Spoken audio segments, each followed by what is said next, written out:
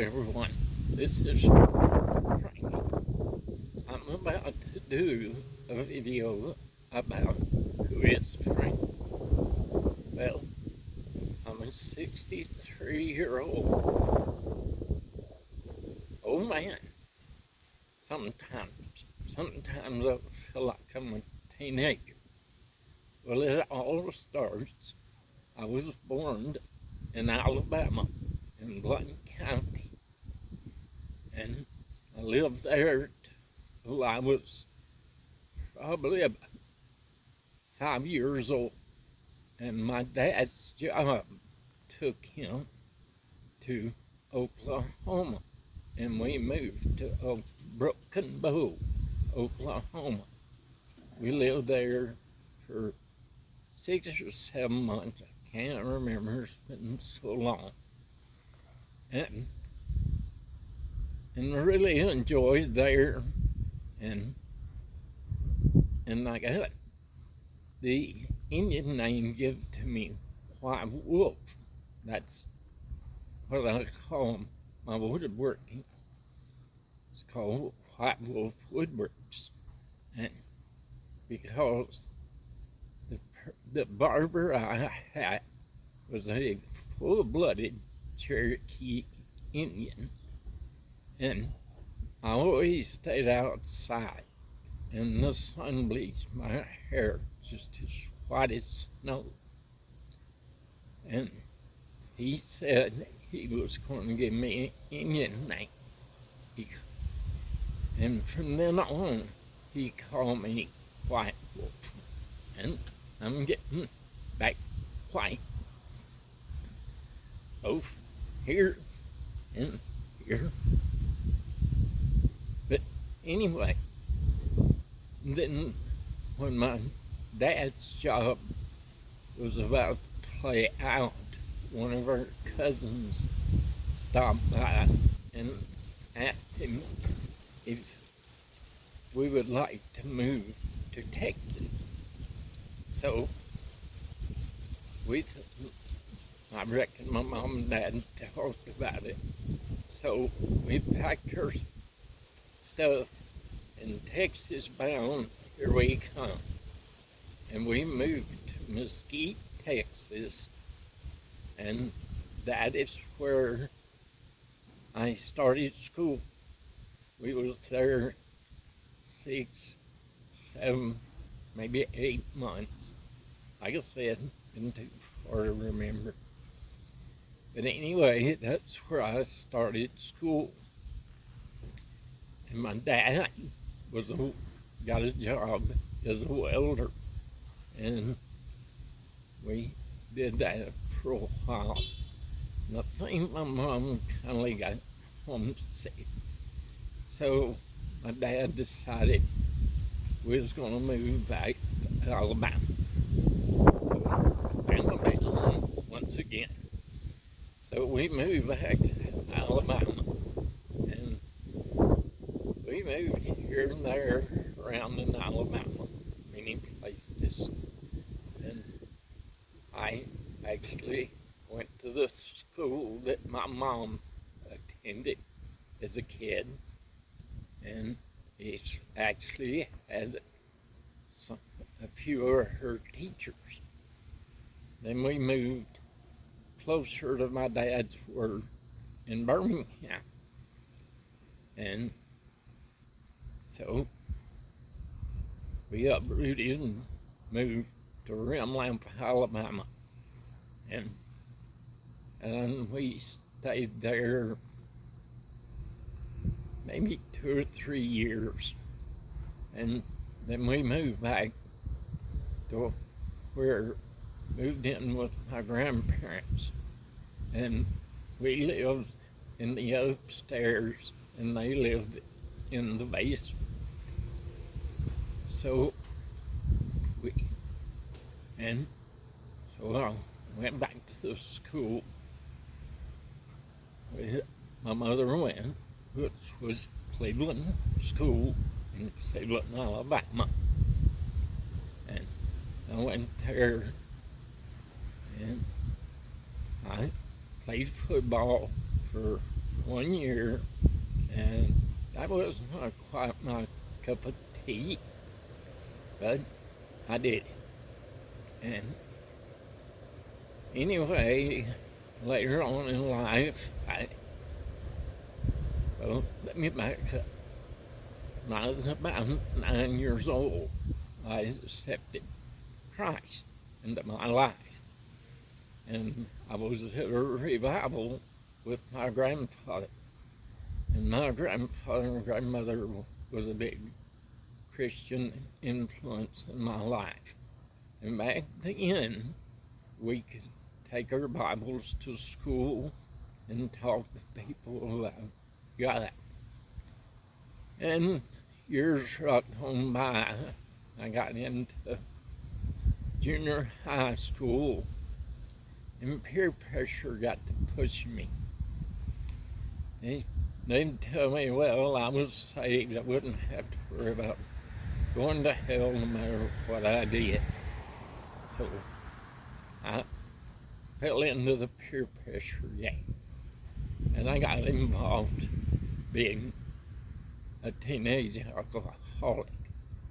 And everybody, I looked older than everybody. And once I got my driving license, everybody convinced me I looked older, that furnished alcohol for the parties and stuff. So I did that. But then I kindly strayed away from that because all they was doing is use me for that purpose. And so I just lost interest in having friends. So I was a loner, just everything. And then I was asked our local sheriff if I'd mind helping him out a little bit. And that got me involved in doing law enforcement. And I was a volunteer deputy sheriff for probably about 8 years. And I've also did, and then one of the little communities, it was next to the community I lived in, formed a fire department. And a friend of mine I met taught me in, why don't you join the fire department? So I did. And I was a volunteer fireman for about 18 years. And I went to school to be able to work in a paid department. But I didn't pass the exam. Didn't work out. And I tried being an EMT. Didn't pass it. But I stayed a volunteer fireman. Did that off and on for a while. And I was still kind of a loner. And I do have an older sister. Her name is Donna. And she met this guy and they got married. And he joined the army and they was shipped off to Aberdeen, Maryland. And I went and visited those a couple of times. And finally he got out of the army and they moved back. And me and him got to be really good friends. We'd do things. And I taught him how to be a country boy. He was from Birmingham, Alabama. He was a city boy from get-go.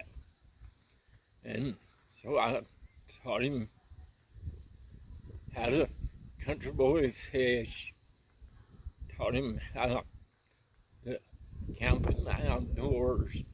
And meanwhile, I got involved with doing stuff with the scouts. I was the assistant scout leader for about 6 years, I believe. And my duty, I taught wilderness survival, camping skills, and how to survive out in the wilderness in case you got lost, and basically taught them emergency first aid and all like that. And right on in life later on, my brother-in-law introduced to me to my wife, which her name's Melinda. She has been the biggest part of my life. And one day we had moved. We had gotten married, been married probably about 3 years, give or take. My poor old memory is not the greatest. And I'll explain later on why. And so we moved to Shelby County, Alabama. We was down there, and me and Melinda and I have 2 boys. The oldest one, Stephen, which he's medically retired out of the Alabama National Guard. He has health issues. He got bit by a tick, and he has a class 5 allergy to beef, pork, and lamb. So they retired him. And my youngest one, Chris, he growed up and done fairly well, and he joined the Navy. And he was in the Navy for 4 years. He got out. He now lives with us. He said, "Mom, can I move in with you guys? And I'll help take care of you guys." Then he got having health issues, and they found out a lot of it was some of the stuff he was exposed to in the Navy. So he is on military disability now, and he's living with us. And a lot of my favorite pastime is talking with people about our Lord and Savior. And let me back up. When we lived in Shelby County, we was about to go visit family for a Thanksgiving meal. And my mom and dad drove a truck. And believe it or not, I tried that. It wasn't my cup of tea. I'd rather work on them than drive them. And that's what I really respect a truck driver, because their life is hard. And that's one thing I pray for our brother Marty Lean, or Light. I don't know exactly how to pronounce it. Marty, excuse me if I didn't pronounce it right, but my prayers of safety for you out there on the road. And I know it's your job, and I really appreciate what you do. And you have been a big influence on me, or I would not be doing these videos. So let me go on up and continue. We was leaving, and my mom and dad was going to be home for one day for Thanksgiving. So we went up, and we went to my mom and dad's house. They haven't got in yet. They were running a little bit late. And while I was there, my mom called my grandparents and said, "We're just having to come in, wash clothes, and leave right back out." So I got to spend the night there with them. And I did that and spent most of that day with them. And so they left, and I spent one more night. It might have been, I can't remember. Anyway, and I left, And on the way to meet my wife at her grandmother's, and I realized I was on the wrong road. And excuse the motor noise. Maybe you can overhear me with this. But anyway, and I was going to turn around, and there's a guy popped a hill on my side of the road, and I got hit head on. And the guy was cursing me for all his words, saying that I turned in front of him and all like this. And the state trooper finally told him to shut up. It is your fault because the skid marks show you crossed over in his side. And if he'd turned, it would have, most of the impact had been on the passenger side of my vehicle, which it was not. It was mainly on the driver's side. I was pinned in. The fire and rescue had to get me out, and I was sitting in the car still because I know not to move because doing the fire and rescue for many years.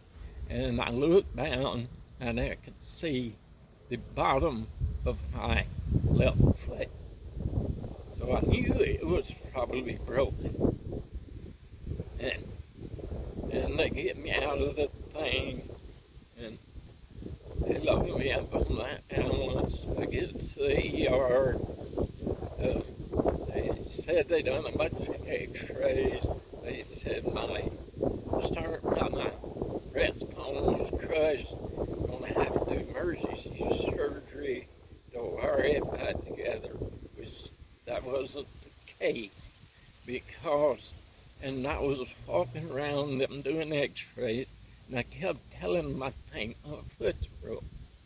And they wouldn't listen. I finally, my wife got there, and I told her, and the doctor finally said, "They'll get you to shut up. We'll x-ray it." Sure enough, the Tyler dome of your foot, and I don't know exactly to tell you, but anyway, a piece of it shaved off and was lodged in the joint. So they had to go in there and fix that. Also, I don't know if you can see it, I have a scar right there. This hand was broke, that bone right there was broke. So I have a plate and 4 screws, I believe, is in there holding that. And finally she said, well, my wife asked to see the x-rays of my chest. And oh, I was mistaken, it's not crushed. We ain't gonna have to open him up and wire him back together. And we still lived in Shelby County. And we asked him to write for an ambulance to take me back home to Shelby County. That didn't fly. So I ended up riding in the floor where my father-in-law's camper van thing that he had. The doctor didn't give me any pain medication. I was in severe pain and all like that. And I'd been doing outpatient therapy. And it come time they wanted me to do some inpatient. And my wife could work nights, and she'd come in and slept for about 30 minutes. And I was getting ready to go, and I thought I was having a heart attack. I went to her, and people, I left this world. I was looking down at her and the rescue guy working on me. Excuse me, my ear reads.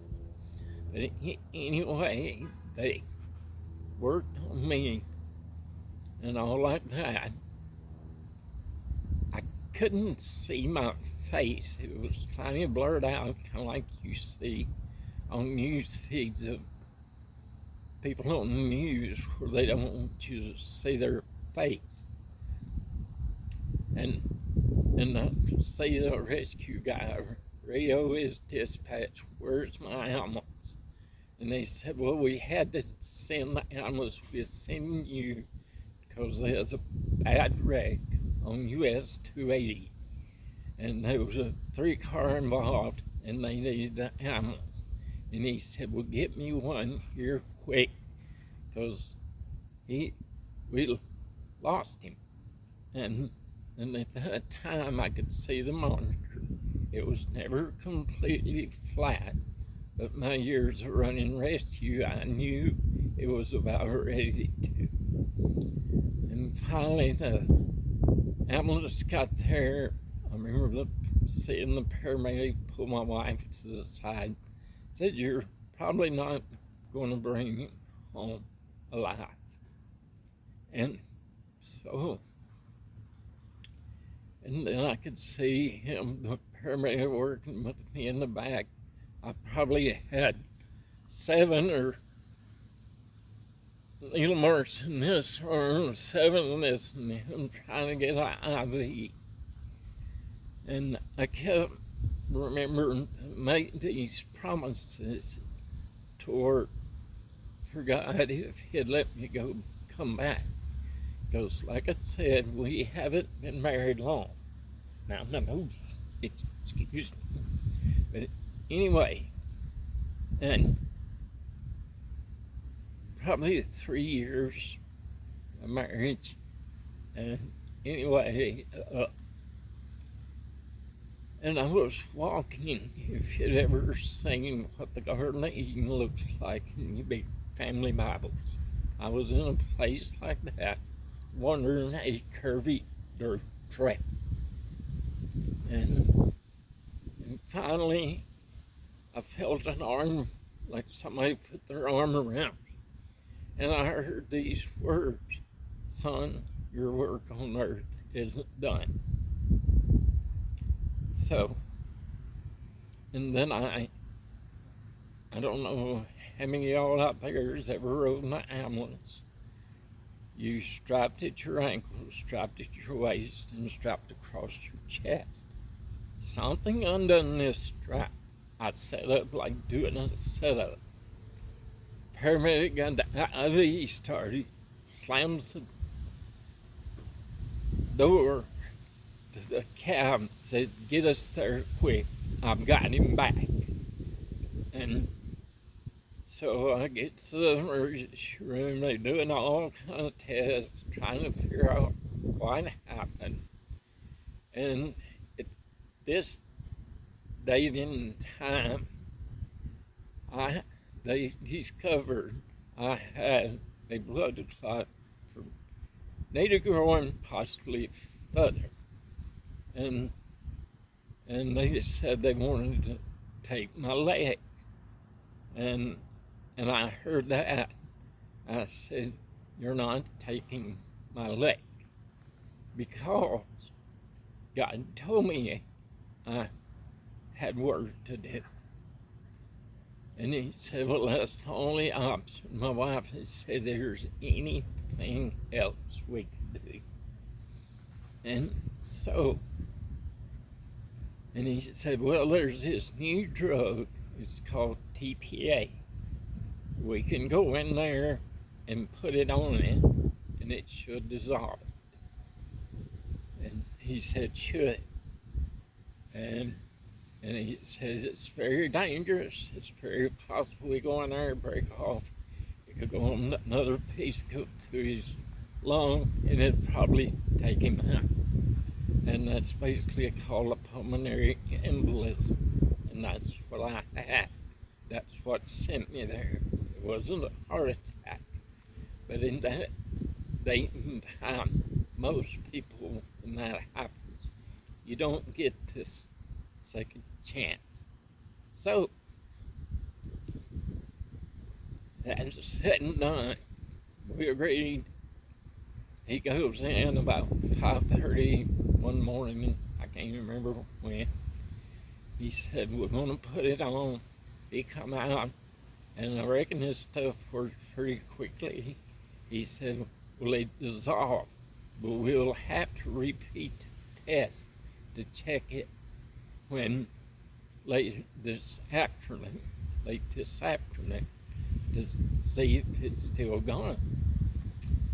And they did it, and they did the test later on that afternoon, and they come back, said the leg's definitely got to go, because the clot is back and bigger and worse than it was.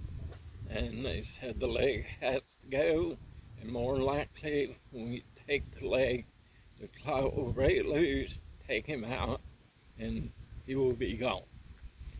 And I kept telling him, you're not taking my leg, because God kept telling me I had work to do. So we're begging and pleading, and the doctor finally gave in. All right, we'll put this on there, and one more time, but if it don't work again, the leg will have to go. And I went to praying out loud, and with my eyes closed, praying to God for this to work and all things. And I was begging my wife for her and the boys to find a church, and I will join them when I get out of the hospital. So, but anyway, they did this. And so they went in there, put the medicine on. Yes, it was gone. So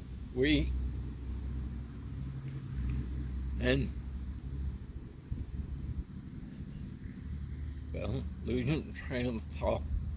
I ain't told this much in a while.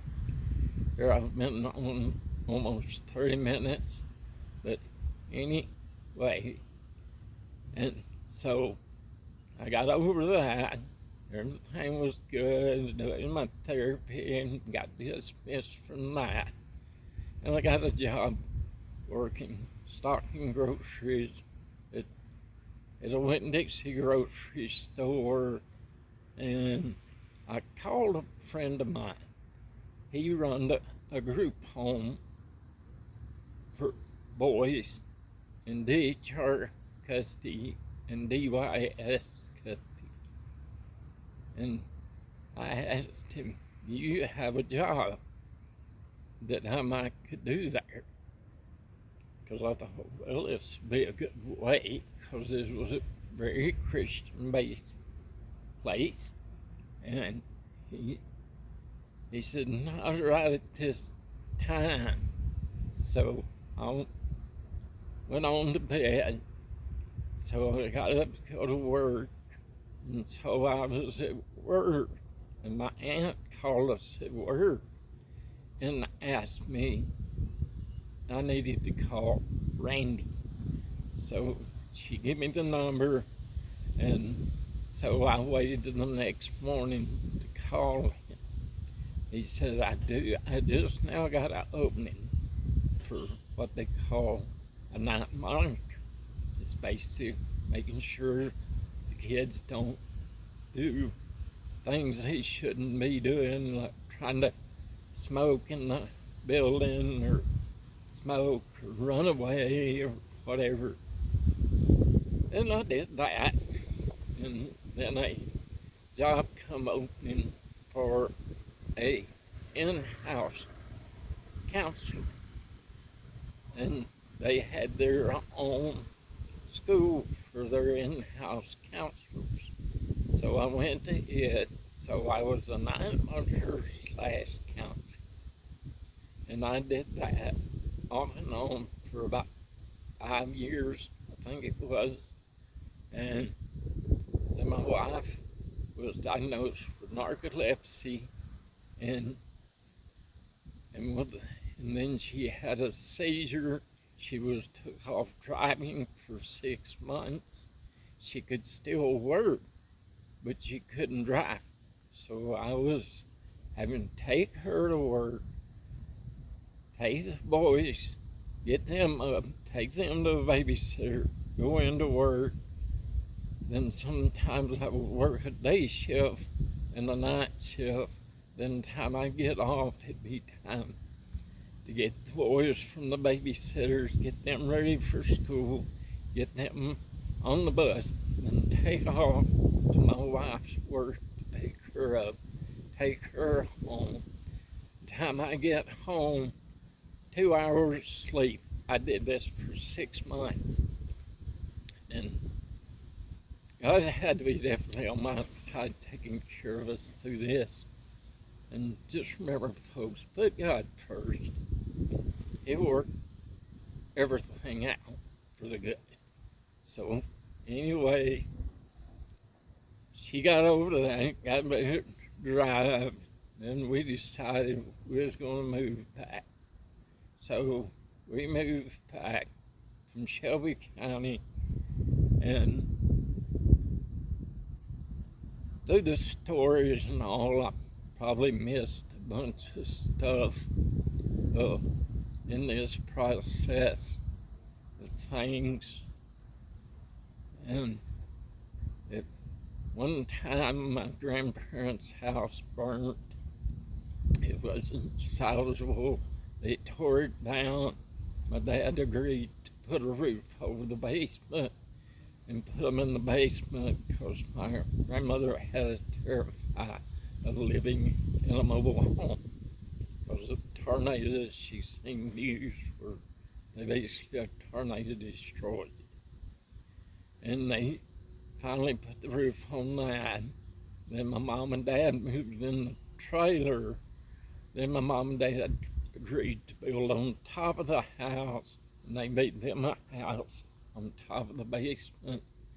And they moved the trailer out to a flat spot of where I used to work on the truck.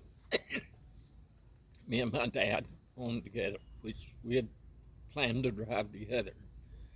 But stories in life, and like I said, I forget a lot of things. During my work, I worked in the strip mines for about 2 years. Had a battery blow up in my face, blinded my left eye, and I could get medical cards. And when CDLs come out, the only way I could get those if I get grandfathered. And the company I was working for, they got a new shop supervisor, and he kept shuffling my paperwork to the bottom. Never got grandfather to drive a truck. I'd rather work on them, like I said, than drive them. And I have all the respect for you drivers out there that listen. But anyway, I know I'm skipped around. I lose track of time, and I should have wrote a script for this, but anyway, we finally moved back, and we bought. Anyway, making some short stories of things. When we moved out of Shelby County, we moved in the little trailer which I lived in for a little while before me and my wife got married.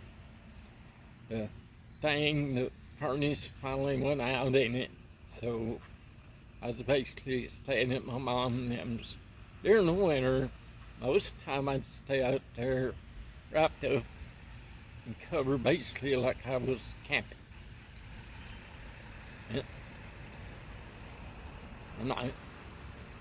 And that's one of my passions. I love camping. I love the outdoors.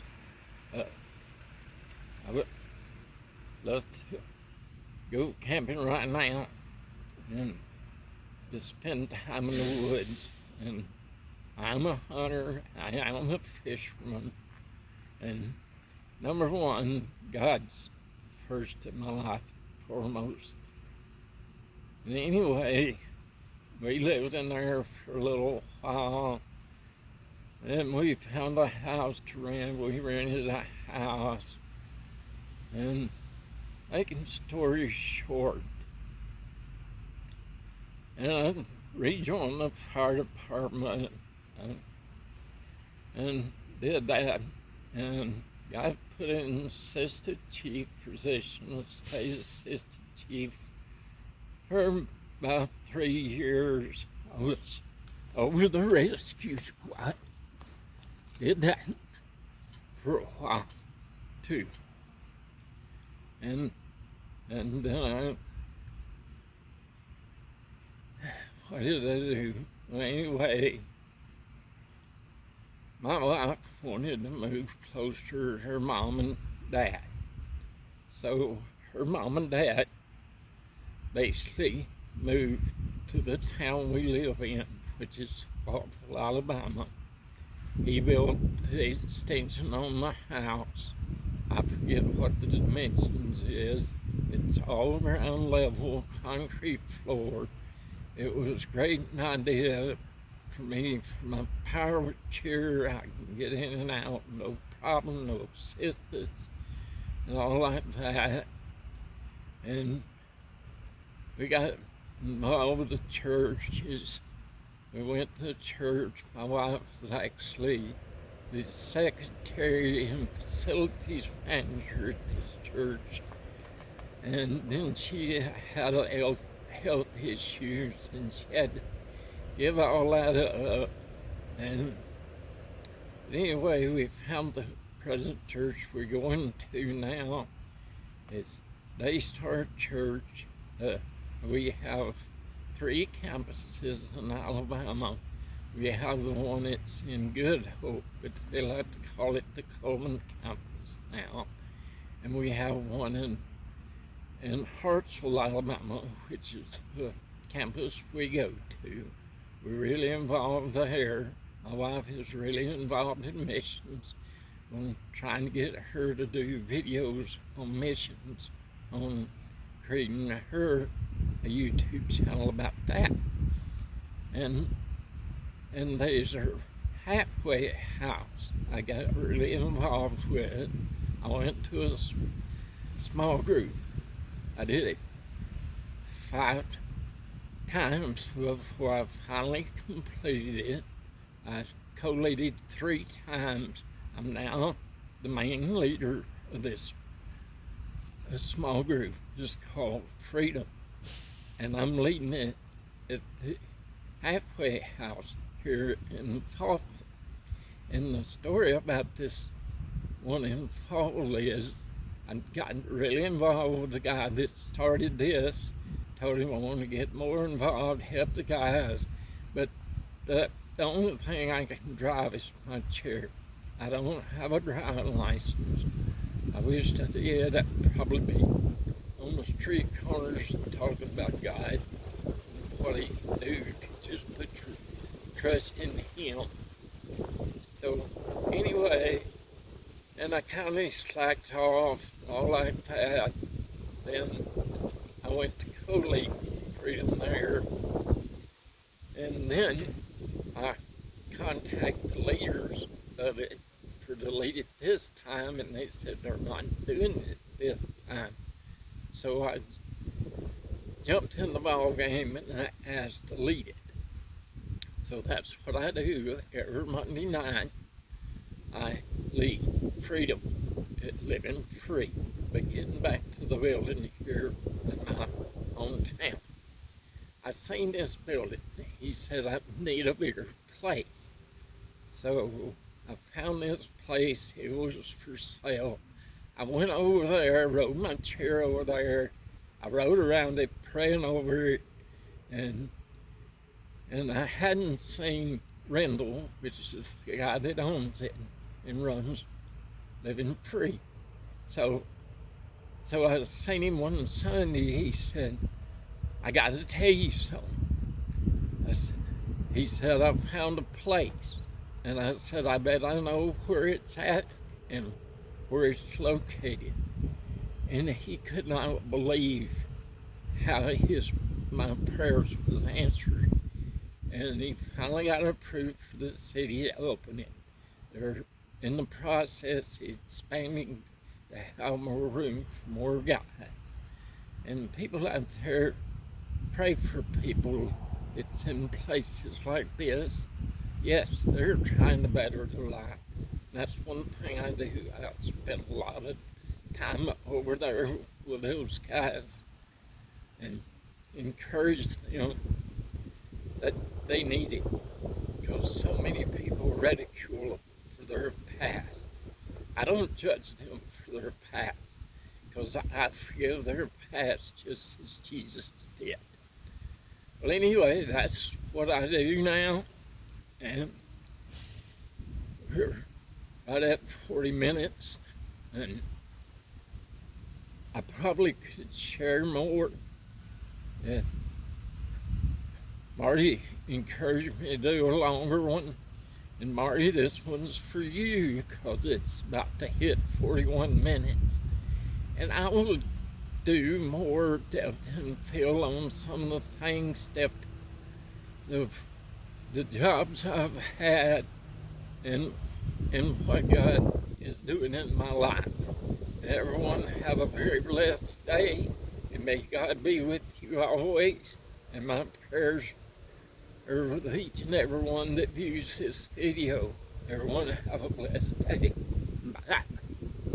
And I gotta do this for you, Marty. And we'll talk at you later. Bye.